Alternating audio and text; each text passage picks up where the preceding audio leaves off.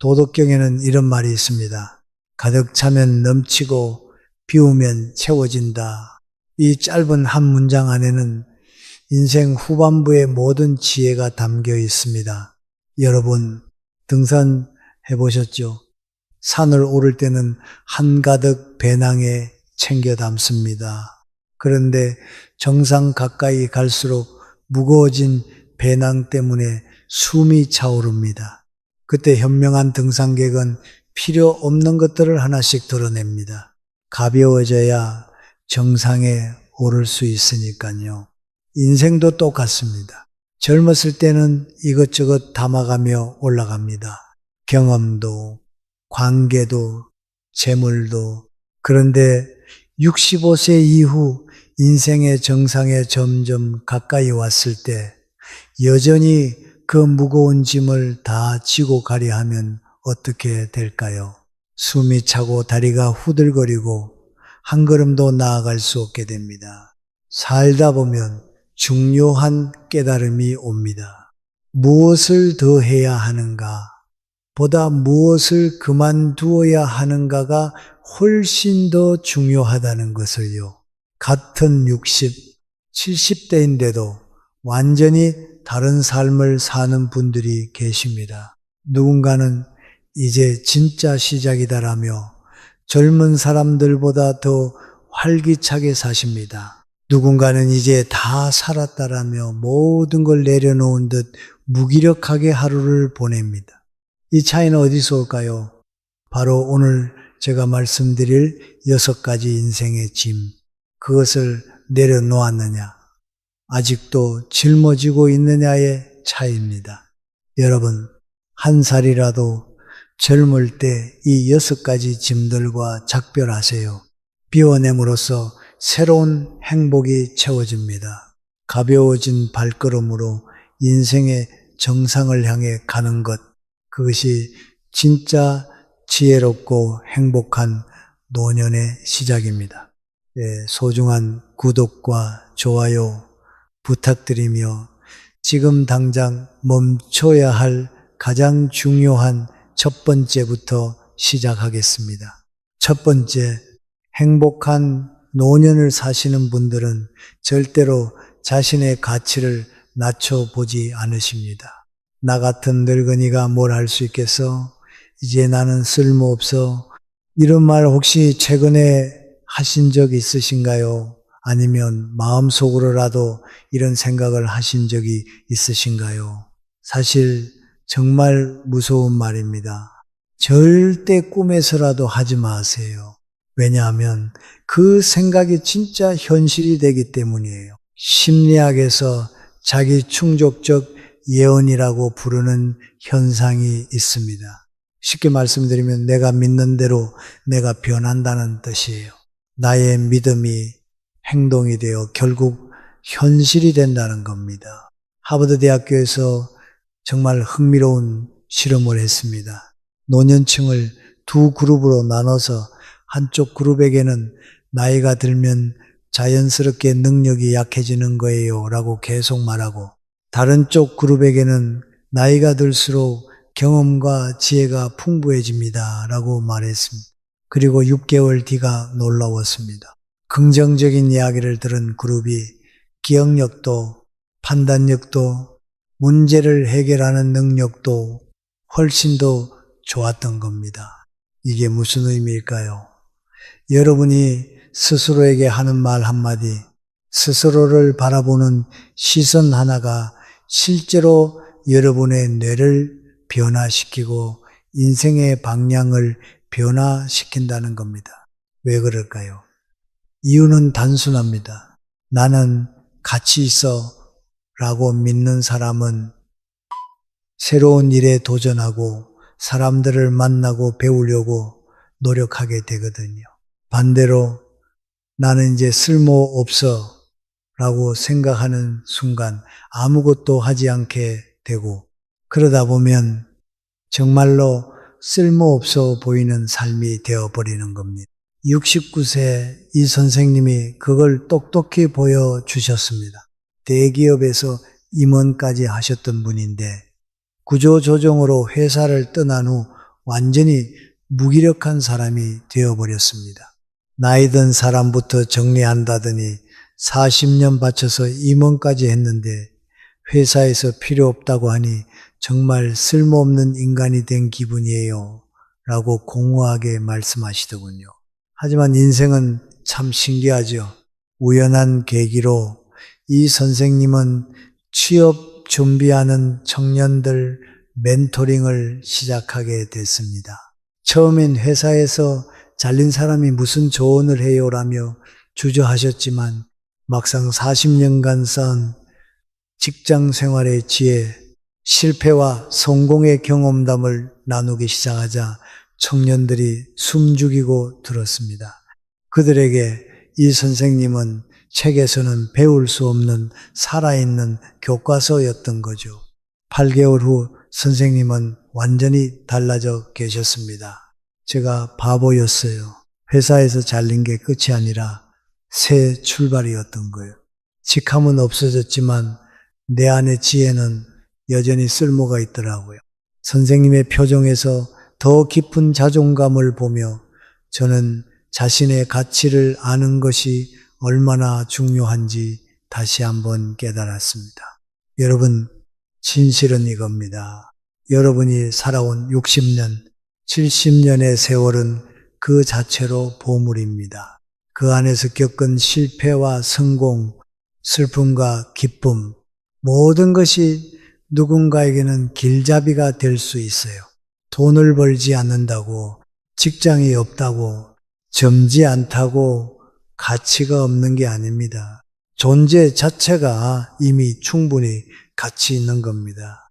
그러니 오늘부터는 절대로 스스로를 작게 만들지 마세요. 아침에 일어나서 거울을 보며 이렇게 말해보세요. 나는 가치 있는 사람이야. 나는 존중받을 자격이 있어. 매일 반복하다 보면 어느 날 문득 자신감에 가득 찬 여러분의 얼굴을 마주할 날이 올 겁니다. 자, 그럼 자신의 가치를 아셨다면 그 가치를 더 빛나게 만드는 두 번째 비밀이 있습니다. 바로 두 번째는 변화를 완강하게 거부하지 않는 것입니다. 옛날이 좋았지. 요즘은 너무 복잡해. 이 말 자주 하시나요? 키오스크 앞에서 당황하고 무인 결제가 불편하고 스마트폰 앱은 너무 복잡하지 않으신가요? 빠르게 변하는 세상이 불편하고 답답하게 느껴지실 때가 많을 겁니다. 그런데 뇌과학은 아주 흥미로운 사실을 알려줍니다. 변화를 두려워할 때 우리는 위협 반응을 보인다고 해요. 스트레스 호르몬이 분비되고 두려움을 담당하는 편도체가 과도하게 반응하면서 새로운 걸 배우는 전전두엽의 기능이 떨어집니다. 결국 이건 어려워. 난 못해라는 생각 자체가 뇌의 문을 닫아버리는 거예요. 하지만 반대로 변화를 받아들일 때는 어떨까요? 도전 반응이 활성화되어 뇌가 활발하게 작동하고 새로운 신경회로가 만들어지면서 기억력과 집중력이 향상됩니다. 같은 변화인데 내가 어떻게 받아들이느냐에 따라 뇌의 반응이 완전히 달라지는 거예요. 76세 윤 선생님이 그걸 증명해 보였습니다. 40년간 같은 동네에서 매일 같은 방식으로 사셨는데 재개발로 이사를 가야 했습니다. 이 나이에 새로운 곳에 적응하라니 윤 선생님은 정말 낙심하셨어요. 처음 6개월은 정말 힘드셨다고 합니다. 모든 게 낯설고 아는 사람도 없었죠. 그런데 선생님은 포기하지 않으셨어요. 새 동네 복지관에 나가기 시작했고 스마트폰으로 지도 보는 법도 배우셨습니다. 처음엔 서툴렀지만 점점 익숙해지셨어요. 1년 후 선생님은 놀라운 말씀을 하셨습니다. 사실 이 변화가 나한테 선물이었어요. 40년간 틀에 박힌 삶을 살다가 76세에 새로운 삶을 시작하게 됐으니까요. 머리도 더 맑아진 것 같아요. 실제로 인지 기능 검사 결과 선생님의 점수가 1년 전보다 향상되어 있었습니다. MIT 노아 연구소의 데이터도 이를 뒷받침합니다. 65세 이후에도 새로운 환경에 적응하고 낯선 기술을 배우는 분들은 뇌가 더 활발했고, 반면 변화를 거부하고 익숙한 것만 고집한 분들은 뇌 기능이 빠르게 저하됐다고 합니다. 변화를 받아들인다는 건 내 신념이나 가치관을 버리라는 게 아니에요. 세상의 흐름을 이해하고 그 안에서 나에게 맞는 것을 선택할 줄 아는 지혜를 갖는 거예요. 오늘부터 이렇게 해보세요. 불편한 새로운 것이 나타났을 때 안 할 거야가 아니라 한번 해볼까라고 말해보세요. 그 작은 차이가 여러분의 노년의 삶을 훨씬 더 풍요롭고 빛나게 만들어줄 것입니다. 자, 그럼 변화를 받아들일 멋진 용기를 가지셨다면 가장 먼저 해야 할 것은 무엇일까요? 세 번째는 이제 늦었어라며 새로운 배움을 포기하지 않는 것입니다. 이 나이에 배워서 뭐에 써먹게 젊은 사람들이나 하는 거지. 이 말 속에는 사실 깊은 체념과 두려움이 숨어 있습니다. 하지만 놀랍게도 뇌과학은 이 체념이 완전히 틀렸다는 걸 증명했어요. 독일 막스 플랑크 연구소의 신경과학자들이 흥미로운 실험을 했습니다. 70대 참가자들에게 저글링, 즉 공을 던지고 받는 기술을 3개월간 배우게 했는데요. 연구 전후로 뇌 MRI를 촬영해 보니 놀라운 변화가 관찰됐습니다.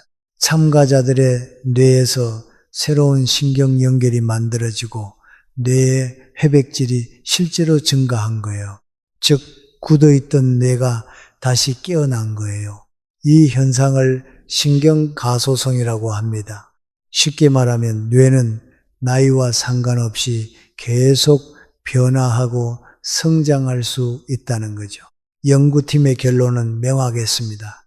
배움에는 나이 제한이 없다. 여러분, 혹시 모세 할머니를 아시나요? 76세에 그림을 시작해서 101세까지 100점이 넘는 작품을 남긴 미국의 화가입니다. 그분은 이렇게 말했어요. 인생은 우리가 만드는 거예요. 언제나 그랬고 앞으로도 그럴 겁니다. 70세 최 여사님의 이야기도 빼놓을 수 없습니다. 그분은 가난한 집안에서 태어나 학교도 제대로 못 다니셨고 글씨 쓰는 것도 서툴렀습니다. 그런데 67세가 되던 해 문득 이대로 더 나이 들면 평생 못 배우고 가는 거 아닐까 하는 두려움이 밀려오셨다고 해요. 그래서 복지관 문에 창작반 문을 두드리셨죠. 67세 처음으로 시작한 진짜 나를 위한 공부였습니다. 처음엔 맞춤법도 서툴고 문장도 어색했습니다. 하지만 평생 못 배운 것을 이제 와서라는 체념 대신 지금부터 진짜 내 인생을 써보자 라는 마음으로 하루도 빠짐없이 글을 쓰셨답니다. 1년 후 최 여사님의 시 한 편이 지역신문에 실렸습니다. 그때 하신 말씀이 제 마음에 깊이 남았습니다. 늦게 배운다고 부끄러운 게 아니라 안 배우는 게 부끄럽더라고요. 더 중요한 건 새로운 걸 배우는 과정에서 최 여사님의 표정이 완전히 달라졌다는 거예요. 어딘가로 나아가고 있다는 느낌, 발전하고 있다는 느낌. 그게 삶의 활력을 불어넣은 겁니다. 여러분 중에도 젊었을 때 하고 싶었던 것, 배우고 싶었던 게 있을 거예요. 지금도 늦지 않았습니다. 아니, 오히려 지금이 적기입니다. 왜냐고요? 이제는 성과를 내기 위해 배울 필요가 없으니까요. 순수하게 즐거움을 위해, 나 자신을 위해 배울 수 있는 특권이 생긴 거예요. 오늘부터 작은 것 하나만 시작해 보세요. 스마트폰 사용법, 새로운 요리, 복지관 프로그램 참여하기, 무엇이든 좋습니다. 중요한 건 잘하는 것이 아니라 시작하는 것입니다. 그런데 새로운 시작을 방해하는 가장 큰 적이 있습니다. 바로 과거에 대한 후회입니다. 네 번째는 과거의 일을 끊임없이 후회하며 살지 않는 것입니다. 그때 그렇게 했어야 했는데, 그때 그렇게 하지 말았어야 했는데, 자녀 문제, 사업 결정, 투자 실패, 배우자와의 관계, 60년 이상 살다 보면 크고 작은 후회거리가 한두 가지가 아닙니다. 후회 자체는 자연스러운 감정입니다. 하지만 문제는 그 후회를 얼마나 오래 붙들고 계시느냐는 거예요. 신경과학 연구에 따르면 과거를 후회할 때 우리 뇌에서는 실제로 그 일을 다시 경험하는 것과 똑같은 스트레스 호르몬이 분비된다고 합니다. 즉 30년 전 일을 후회하는 순간에 여러분의 몸은 30년 전의 스트레스를 지금 다시 겪고 있는 거예요. 하루에 10번 후회하면 하루에 10번 그 고통을 반복하는 겁니다. 어느 날 저는 용서와 치유 프로그램에 참여하게 되었고 71세 박 선생님이 오셨습니다. 신청서를 보니 상담 희망 사유란에 이렇게 쓰여 있었습니다. 과거가 자꾸 떠올라서 밤에 잠을 못 잡니다. 첫 상담에서 박 선생님은 쉬지 않고 말씀하셨어요. 딸 대학 공부 못 시킨 일, 아들 결혼을 반대한 일, 동생과 재산 문제로 등을 돌린 일, 모든 문장이 그때 내가 그렇게만 안 했더라면 으로 끝났습니다. 제가 조심스럽게 여쭤봤습니다. 선생님, 그 후회들이 지금의 삶을 더 나은 방향으로 바꾸고 있나요? 아니면 그저 선생님을 괴롭히기만 하나요? 박 선생님은 대답하지 못하셨습니다. 저는 말을 이어갔습니다. 선생님이 그때 내리신 결정들, 그 순간에는 최선이었을 거예요. 왜냐하면 지금의 선생님이 가진 30년의 경험과 지혜를 그때의 선생님은 갖고 계시지 않았으니까요. 이제는 그 과거를 벌주듯 되새길 필요가 없습니다. 대신에 그 과거를 교훈으로 삼아 오늘의 더 나은 날을 위해 써보세요. 과거를 바꿀 수 없지만 오늘은 바꿀 수 있으니까요. 박 선생님은 눈시울을 붉히시면서 이렇게 말씀하셨어요. 그랬네요. 그때는 그게 최선이었어요. 이제는 다른 방법을 알았으니 오늘부터 다르게 살면 되는 거네요. 인지행동치료 중에 생각 멈추기라는 게 있어요. 부정적인 생각이 떠오를 때마다 멈춰라고 말하고 그 생각이 지금 나에게 도움이 되는지 물어보는 겁니다. 답이 아니오라면 그 대신 좋은 기억 하나, 감사한 일 하나를 떠올려 보세요. 그러면 부정적인 생각은 자연스럽게 사라집니다. 여러분도 오늘부터 이렇게 해보세요. 후회가 떠오를 때마다 이렇게 말해보세요. 그래, 그때는 그게 최선이었어. 이제는 다른 방식을 알고 있으니 오늘부터 다르게 살면 돼. 조금씩 후회를 내려놓는 순간 여러분의 어깨도 한결 가벼워질 겁니다. 자, 그럼 이제 과거를 내려놓을 준비되셨나요? 그런데 많은 분들이 정작 이걸 못 내려놓습니다. 바로 자녀입니다. 다섯 번째는 자녀에게 정서적으로 지나치게 의존하지 않는 것입니다. 요즘 애들이 전화 한 통 안 하네. 명절에도 바쁘다고 못 온다고 하고 이런 말 주변에서 많이 들어보셨죠? 혹시 여러분도 이런 말씀 자주 하시나요? 평생 자녀를 위해 살아오셨으니 그런 마음이 드는 건 너무나 자연스러운 일입니다. 하지만 놀랍게도 연구 결과는 조금 다릅니다. 한국과 일본의 노년 복지 연구에 따르면 부모가 자녀에게 정서적으로 많이 의존할수록 오히려 행복감은 낮았고 자녀와의 갈등은 더 많았다는 겁니다. 아이러니하게도 자녀를 더 붙잡을수록 관계는 더 나빠졌던 거죠. 여기서 꼭 기억해야 할 한 가지가 있습니다. 자녀는 여러분의 정서적 배우자가 아닙니다. 그들에게도 자신의 배우자가 있고 자녀가 있고 직장과 친구들이 있습니다. 즉, 자녀는 내 인생의 전부가 아니라 소중한 일부여야 합니다. 67세 조 여사님도 그걸 통해 삶이 바뀌신 분이에요. 세 자녀를 훌륭하게 키우셨지만 남편이 돌아가신 후부터는 점점 자녀들에게 의지하게 되셨습니다. 이틀에 한 번 전화가 오지 않으면 직접 전화를 거셨고 바쁘다고 하면 섭섭해 하셨죠. 명절이 한 달 앞으로 다가오면 언제 와? 뭐 먹고 싶어? 매일같이 물어보셨습니다. 처음엔 자녀들도 잘 받아주었습니다. 하지만 이게 반복되면서 점점 부담스러워졌고 전화벨이 울리면 또 엄마다 하는 마음이 들기 시작했습니다. 연락은 오히려 줄어들었고 조 여사님은 상처를 받으셨습니다. 내가 평생 키워봤자 이게 효도냐며 자식들을 원망하셨죠. 그러던 어느 날 이웃분의 권유로 노인복지관 서예교실에 나가기 시작했습니다. 처음엔 시간을 때우려고 가셨는데 막상 붓을 잡고 먹을 갈다 보니 시간 가는 줄 몰랐답니다. 집중하는 동안만큼은 외롭지도 서운하지도 않으셨대요.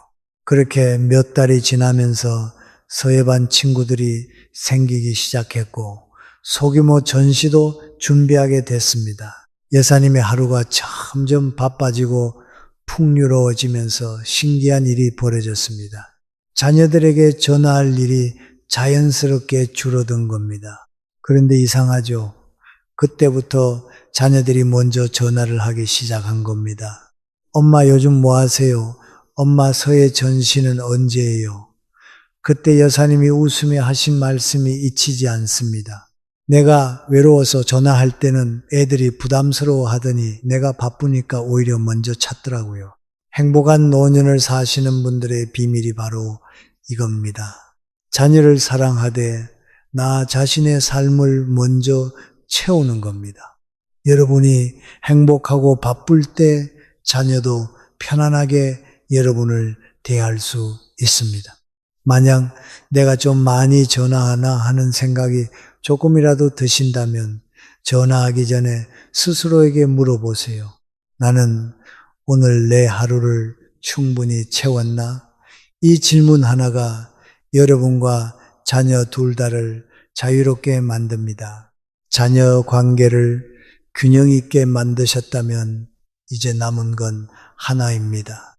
평생 우리를 따라다니는 그 걱정, 돈 문제입니다. 정확히는 돈에 대한 생각을 다시 정리해야 합니다. 여섯 번째는 돈 걱정에 과도하게 사로잡혀 살지 않는 것입니다. 노후 자금이 부족하면 어쩌지?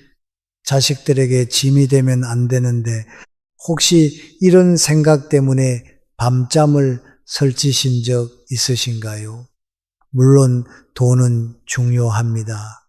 경제적 안정은 분명 노년의 삶을 지탱하는 큰 기둥이에요. 하지만 문제는 돈 걱정이 삶의 전부가 되어 버릴 때입니다. 그렇게 되면 정작 사는 즐거움을 놓치게 되죠. 반대로 아무 계획 없이 쓰는 것도 위험합니다. 죽을 때 통장 잔고를 0으로 만들겠다며 무계획하게 소비하다가 막상 요양이나 치료가 필요할 때 막막해지는 분들도 많습니다. 결국 균형이 핵심입니다. 68세에 김 선생님은 연금도 있고 예금도 꽤 있었지만 항상 돈 걱정을 하셨습니다. 나중에 큰 병이라도 걸리면 어쩌지? 자식들에게 손 벌릴 수는 없고, 그래서 외식은 거의 안 하시고 친구들 만남도 돈 드는 건 피하셨습니다. 여행은커녕 새 옷 한 벌 사는 것도 망설이셨죠. 그런데 어느 날 오랜 친구분이 갑자기 돌아가셨습니다. 그 친구분 역시 김 선생님처럼 노후 자금을 걱정하며 늘 절약을 미덕으로 여기던 분이었습니다. 나중에 써야지 하며 살았지만 막상 그 나중은 오지 않았던 겁니다. 장례식장에서 김 선생님은 깨달으셨다고 합니다. 이건 나의 미래일 수도 있겠구나. 나는 뭘 위해 이렇게 아끼며 살았나. 그날 이후 선생님은 삶의 방식을 바꾸셨습니다. 큰 변화는 아니었습니다. 일주일에 한 번 친구들과 밥 먹기, 가끔 좋아하는 과일 사 먹기, 낡은 속옷을 새 것으로 바꾸고 항상 배우고 싶었던 기타 수업을 등록했습니다. 큰 돈은 아니었지만 삶에 작은 기쁨을 더하신 거였습니다. 2년 후 선생님은 말씀하셨습니다. 예금 잔고는 조금 줄었지만 내 삶의 잔고는 훨씬 풍요로워졌어요. 일본의 한 노년학자가 제안한 60-30 법칙이 있습니다. 은퇴 후 자산의 60%는 기본 생활비와 비상금으로 보존하고 30%는 건강과 관계를 위해 쓰고 10%는 마음 가는 대로 즐기라는 겁니다. 10%가 중요해요. 죄책감 없이 쓸 수 있는 돈이 있다는 것, 그 자유로움이 삶의 질을 크게 높입니다. 재무 설계사들은 말합니다. 60세 이후 가장 현명한 재무 계획은 적절한 지출이다. 너무 아끼지도 너무 쓰지도 않는 균형. 그 균형 속에서 돈은 걱정의 대상이 아니라 삶을 지탱해주는 든든한 친구가 됩니다. 이제 여러분께 중요한 질문 하나.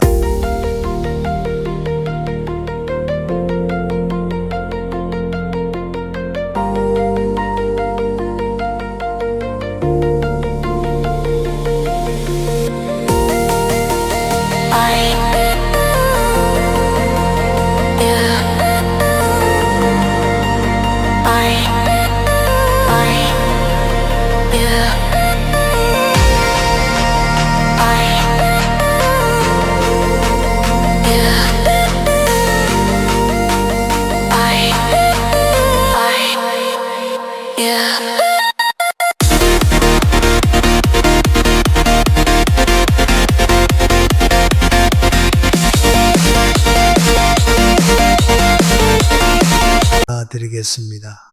여러분께 남은 시간은 얼마나 될까요? 10년, 20년, 30년, 정확히는 모르지만 한 가지는 확실합니다. 지금 이 순간이 여러분 인생에서 가장 젊은 순간이라는 것입니다. 그렇다면 이 귀한 시간을 어떻게 보내실 건가요? 여전히 30년 전 후회를 붙들고 자식 걱정에 밤잠 설치고 이제 늦었다며 포기하며 보내실 건가요? 아니면 가볍고 자유롭게 진짜 행복을 누리며 보내실 건가요?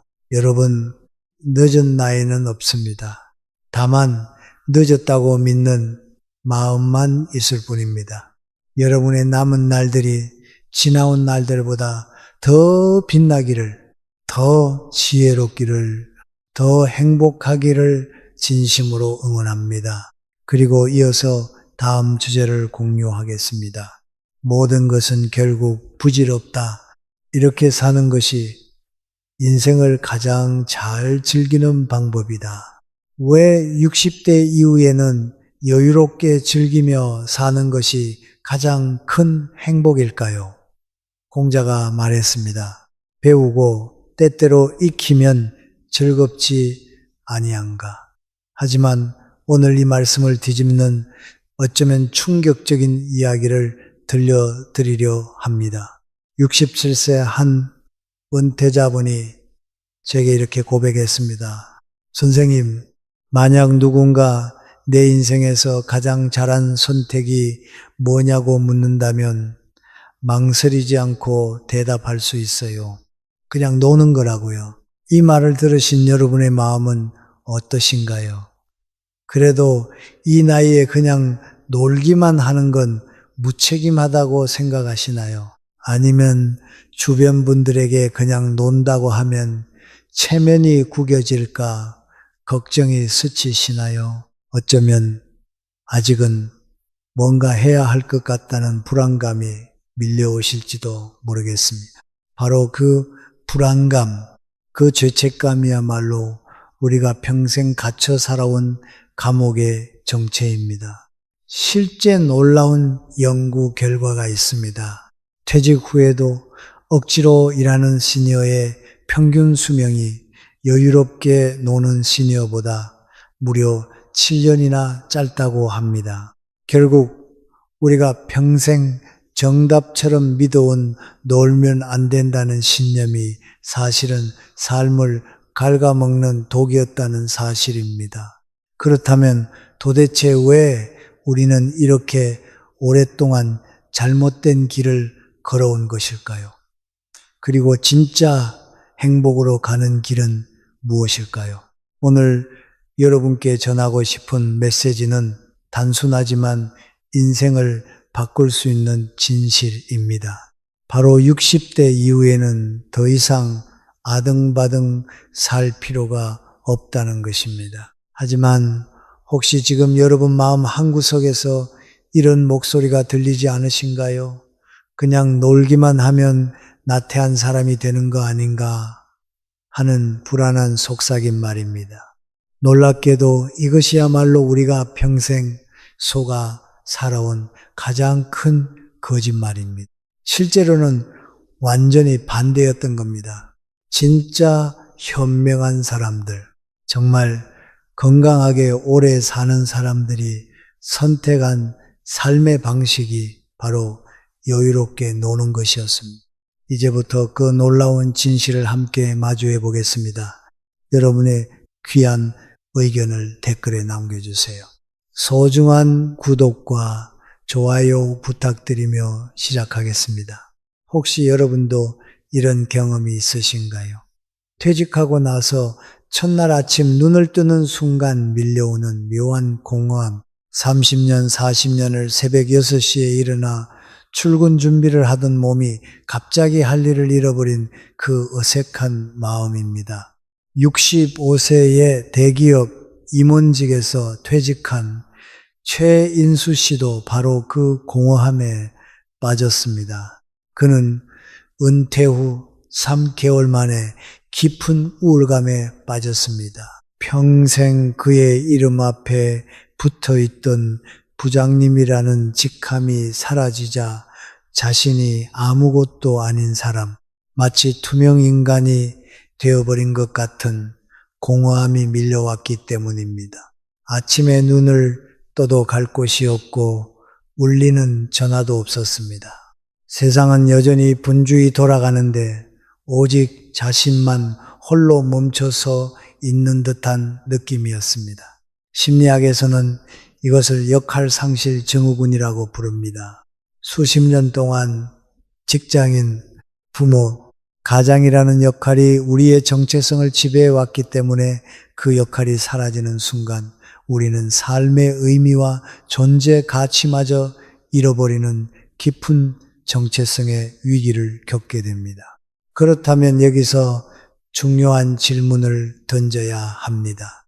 우리는 언제부터 내가 무슨 일을 하는 사람인지로만 나를 정의하게 되었을까요? 생각해 보세요. 사람들이 처음 만나면 뭐라고 묻습니까? 어떤 일 하세요? 라고 묻습니다. 마치 내가 하는 일이 곧 내가 누구인지를 말해주는 것처럼 말이죠. 하지만 정말 그럴까요? 내가 회사에서 부장이었다고 해서 내 존재의 가치가 결정되는 걸까요?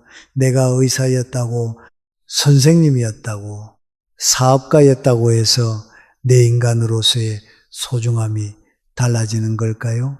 아닙니다. 전혀 그렇지 않습니다. 주변에서는 끊임없이 이런저런 조언을 합니다. 은퇴했다고 놀기만 하면 병나. 뭐라도 해야지. 연금만으로 부족하지.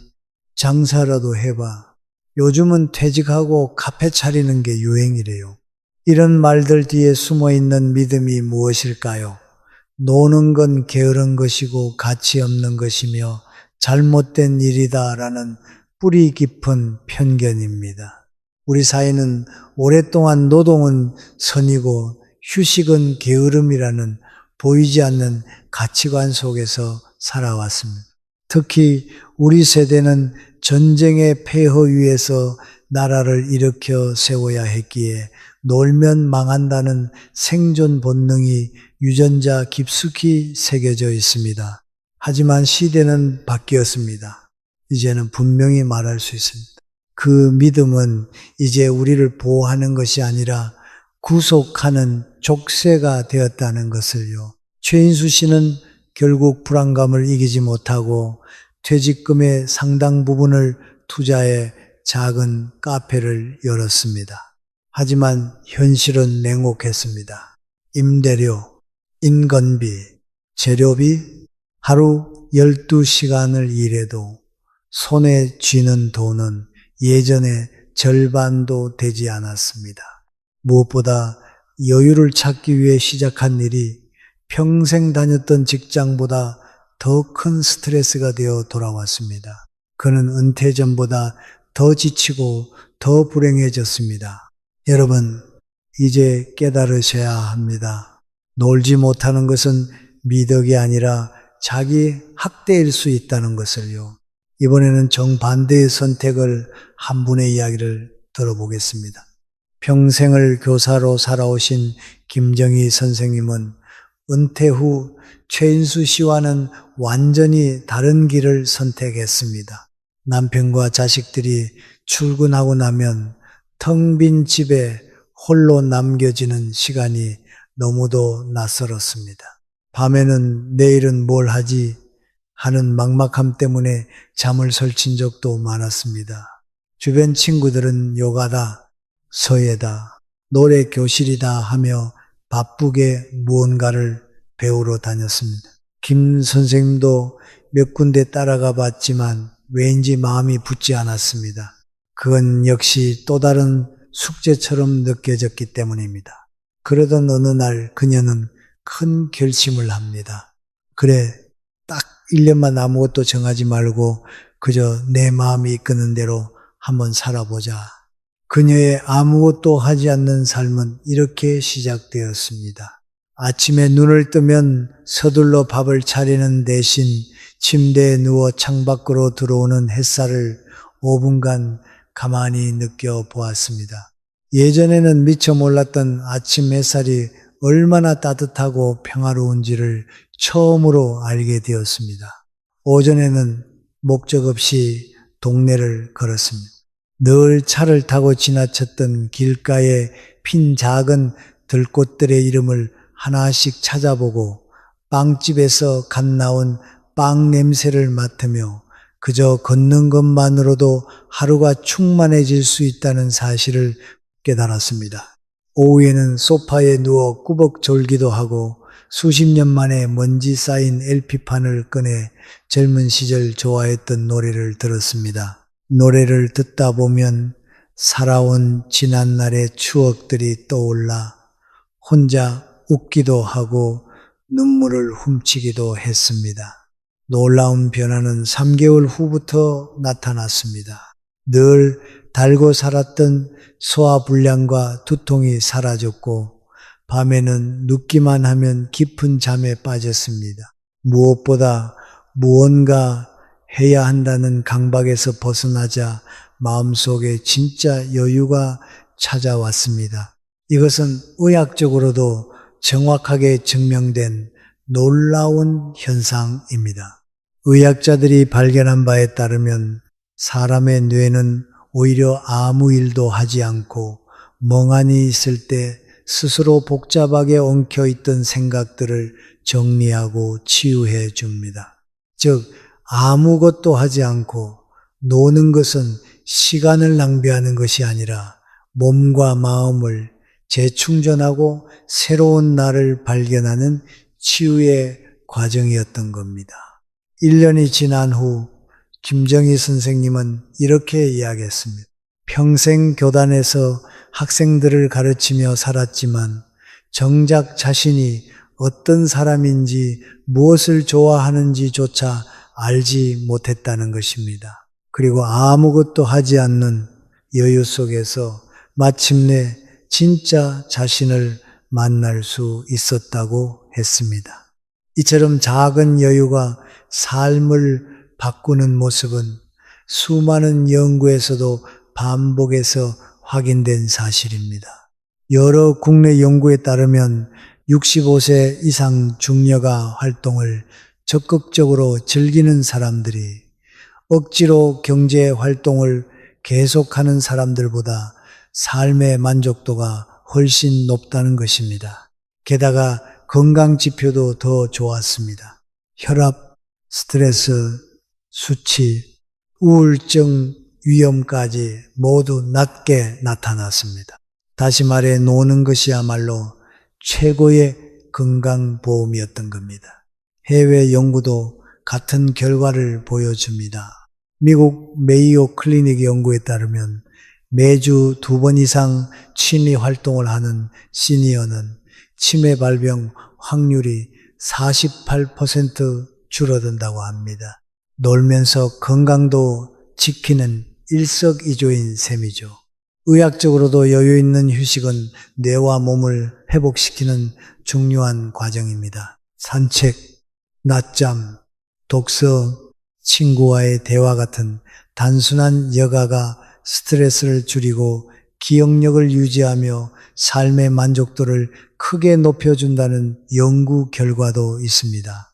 전문가들은 은퇴 후 삶의 만족도를 결정짓는 가장 큰 요인 중 하나가 시간을 자기 마음대로 쓸 수 있는 자유라고 말합니다. 이 자유를 만끽할 때 비로소 진짜 행복이 찾아오는 겁니다. 66세 윤선희 씨를 만난 것은 제게 큰 깨달음을 주었습니다. 윤 씨는 젊을 때부터 노래를 좋아했지만 직장과 가정에 치여 제대로 즐길 시간이 없었습니다. 은퇴 후에도 혼자 집에서 흥얼거리며 지내다가 우연히 동네 복지관 게시판에서 시니어 합창단 프로그램 모집 공고를 보게 되었습니다. 가벼운 마음으로 지원했는데 그 선택이 그녀의 인생을 바꾸었습니다. 합창단에서 노래를 부르다 보니 자연스레 새로운 친구들이 생겼고 함께 연습하며 웃고 떠드는 시간이 하루하루를 채워주었습니다.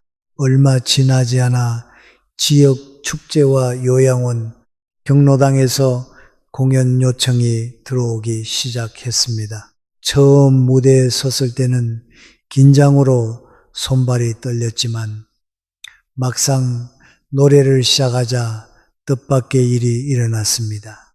치매로 말이 없던 어르신 한 분이 노래를 듣고 따라 흥얼거리는 모습을 본 것입니다. 그 순간 그녀는 자신이 좋아서 부른 노래가 누군가에게는 큰 위로와 힘이 될 수 있다는 사실을 깊이 깨달았다고 했습니다. 더 놀라운 사실은 합창단이 구청의 지원을 받는 공식 프로그램이었기 때문에 매달 약 30만 원의 활동비도 지급되었다는 점이었습니다. 단순히 좋아서 시작한 일이 건강과 행복 그리고 작은 경제적 여유까지 안겨준 것입니다. 선희 씨는 이렇게 고백했습니다. 평생 일만 하다 보니 노는 건 시간 낭비라고 생각했는데 지금은 그게 제 삶을 살리는 힘이 되었어요. 결국 선희 씨는 억지로 일하려 하지 않고 그냥 즐기다 보니 건강과 행복은 물론 작은 일거리까지 얻을 수 있었다는 겁니다. 바로 이것이 60세 이후 삶을 행복하게 만드는 가장 큰 지혜이자 비결이었습니다. 여러분께 솔직히 말씀드리면 저 역시 한때는 아등바등 살았습니다. 성공해야 한다는 강박에 사로잡혀 밤을 새워가며 논문을 쓰고 학회에서 인정받기 위해 치열하게 경쟁했습니다. 그런데 50세가 넘어서면서 문득 이런 생각이 들었습니다. 내가 도대체 뭘 위해 이렇게 아등바등 살고 있는 걸까? 여러분은 어떠신가요? 아직도 하루하루를 아등바등 살고 계시지 않으신가요? 노벨 경제학상을 받은 심리학자 데니얼 카너먼 교수의 연구 결과가 제게 큰 깨달음을 주었습니다. 그는 돈이 어느 정도 수준에 이르면 그 이후부터는 돈이 더 많아져도 행복은 크게 늘어나지 않는다고 밝혔습니다.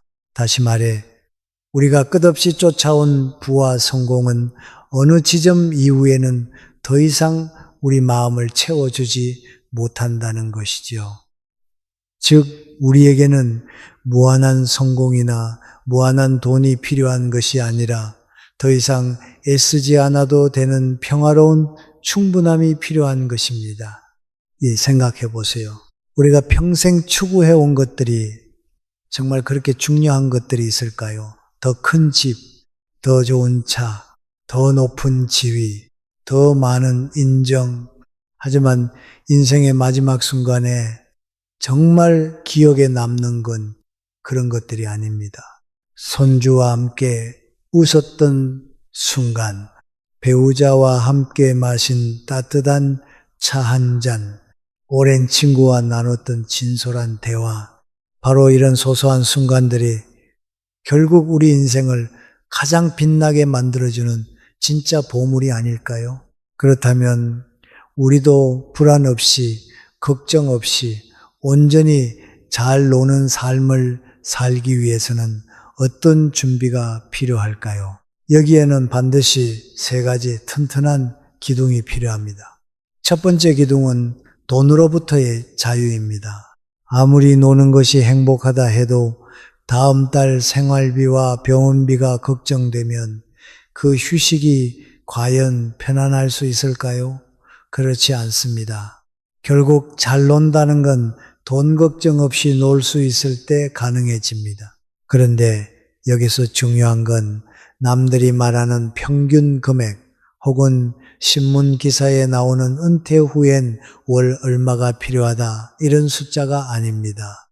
중요한 건 나한테 필요한 최소한의 금액이 얼마인지 아는 겁니다.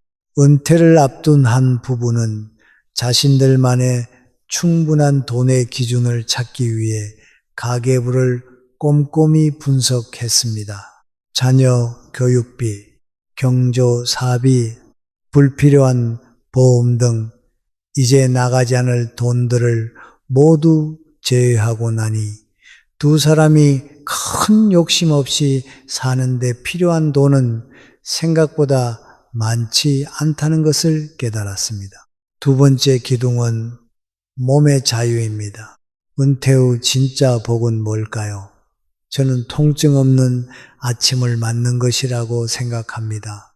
돈이 많아도 시간이 많아도 몸이 아프면 그 모든 것이 무용지물입니다. 특히 나이 들면서 가장 무섭게 사라지는 게 뭔지 아세요? 바로 근육입니다.